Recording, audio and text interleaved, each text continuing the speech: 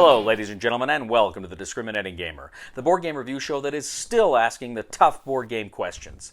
Like, can you buy an entire chess set at a pawn shop? Ladies and gentlemen, today we're going to go ahead and take a look at Space Marine Adventures Doomsday Countdown from Warhammer.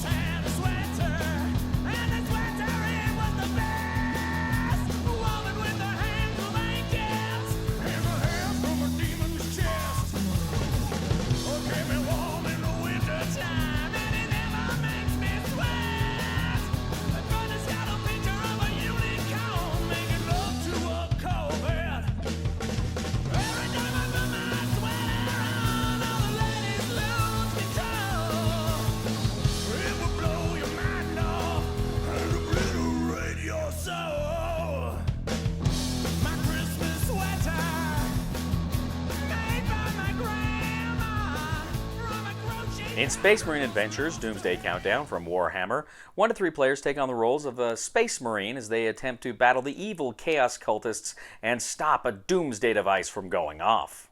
Each player takes the card and the figure of one of the 3 Ultramarine Space Marines, and they're going to go ahead and place those at the center of the board. The board itself is a number of tiles. Essentially, you're going to start with 4 tiles on the board, and then working outward in a very specific way, you're going to build various tracks and paths that surround that lead into various corridors and deadly traps. Now, there are going to be 3 very important tiles. There's going to be the tile that has the Doomsday codes, the Doomsday device itself, and finally the elevator tile. Now, during the course of the game, you and your friends are going to try to find the codes, deactivate the Doomsday device, and make it back to the elevator all in one piece. Each round is going to begin with the Space Marine activation. Each Space Marine can take 3 actions. The actions are move, attack. They can also retrieve the codes and deactivate the Doomsday device when they're in the appropriate tiles. And they can also seal tiles, preventing evil Chaos Marines from spawning. Now, as I say, the different tiles will also have some traps on them. There will be laser traps, there will be pitfalls, and they have to go ahead and navigate through these things and endure some of these things in the quest for victory. Now, generally, Space Marines can do ranged attacks based on line of sight. If they can see the enemy, they can go ahead and take a shot at him. If a Space Marine wants to attack a Chaos Cultist, they roll a 6-sided die. If their die roll is equal to or greater than their kind of attack value on their card, then they can go ahead and destroy that Chaos Cultist, and they are kind of banished off the game, but they may return. Now, there's also a very important rule. A roll of 1, depending on any modifiers, is always a fail, and a roll of 6, depending on any modifiers, is always a success. Now, the Space Marines will also have a number of war gear cards that they can have assigned to them at the beginning of the game, and they will give them specific advantages in combat and other situations. Next, you have the Chaos Cultist activation. Essentially, you draw a card from the Chaos Cultist deck, and it's going to say exactly which Chaos Cultists move and attack. It's going to determine exactly how they do that. Now, when they attack, it's kind of the same thing. They're going to roll a d6, and if they get equal to or greater than the number of their attack value, then they can assign damage to the Space Marine they are attacking. If Space Marines take damage, they essentially place one of the damage tokens on their card. If a Space Marine takes as many damage as they have spaces on their card, then they are out of the game. Next, we have the Chaos Cultist reinforcement phase. If some of the Chaos Cultists have been killed by Space Marines, they can respawn, assuming there are the open tiles through which they can climb through, the respawning tiles that have not yet been sealed. If they're open, they can go ahead and be placed on those tiles and come back into the game.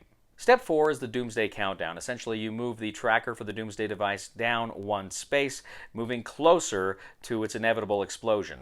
This is the timer of the game, and the players have got to achieve their objectives before this gets all the way down to the bottom.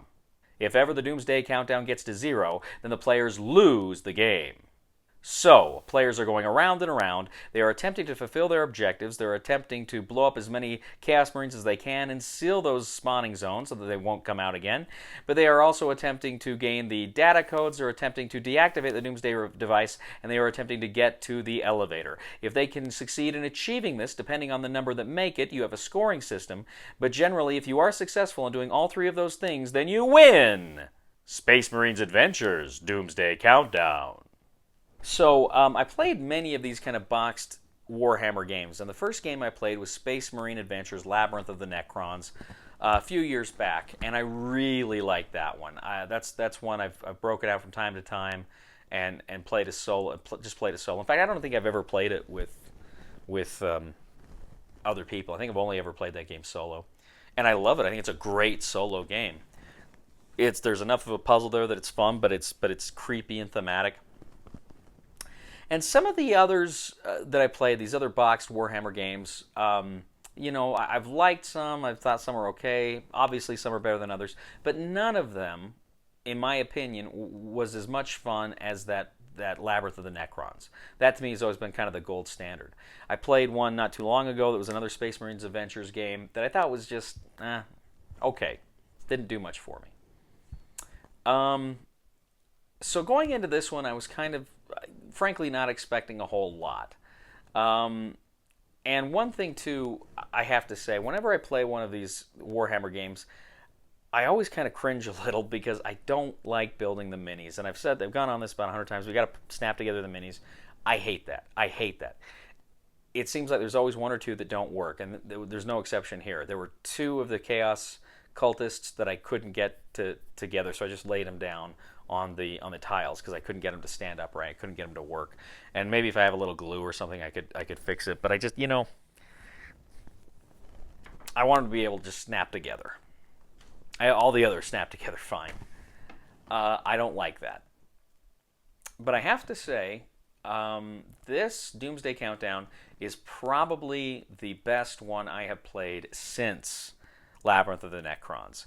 And I could see myself playing this one. And I only played this one solo. Again, this is just one I played solo. But I could see myself breaking this one out here and there and playing it again and again because it is so much fun. It is interesting.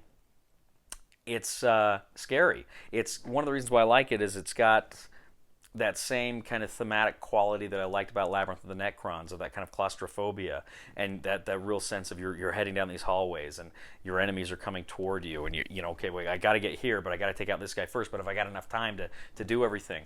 So I really like that aspect of the game. I think this one is a winner. If you like Warhammer and you like the IP and the theme, and you like a good solitaire game that's a puzzle, you'll like this.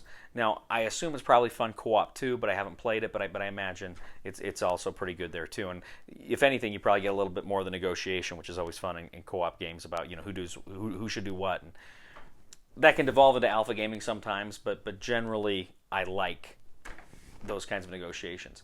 But as a solitaire game, this one shines. It's really, really fun. So I got no hesitation. Again, if you like the IP, and even if you don't like the IP, you're just looking for a good kind of scary solitaire game, lighter solitaire game, I highly recommend it. So recommendation, Space Marine Adventures Doomsday Countdown is buy it. Thank you once again for joining us today on The Discriminating Gamer. As always, we ask you to please leave a comment for us on YouTube, on Board Game Geek, on our Facebook page, or on thediscriminatinggamer.com. We'd ask you to please like us on Facebook, subscribe to us on YouTube, and follow us on Twitter. I'd also ask you to please give a thumb to this video on Board Game Geek. That helps us out a lot. And I'd ask you to please check out my other channel, that is Cody Carlson, PhD, where we talk about military history and books and fun things like that. Please subscribe to that channel as well. Ladies and gentlemen, speaking of these hard-hitting questions that I am committed to finding the answer to, let me ask you this one. If your wife plays board games with other men, does that make her monopoly amorous? Please somebody help me on my feet again, and I don't know where I'm going, and I don't know where I've been. Please somebody help me on the solid ground. It's a long time, and I'll be dying. Once a year I wind up in the band.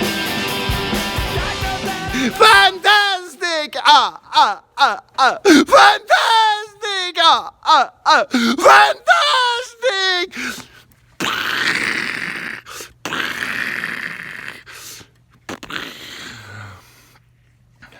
Sorry, I don't have very good special effects. You have to use the light switch.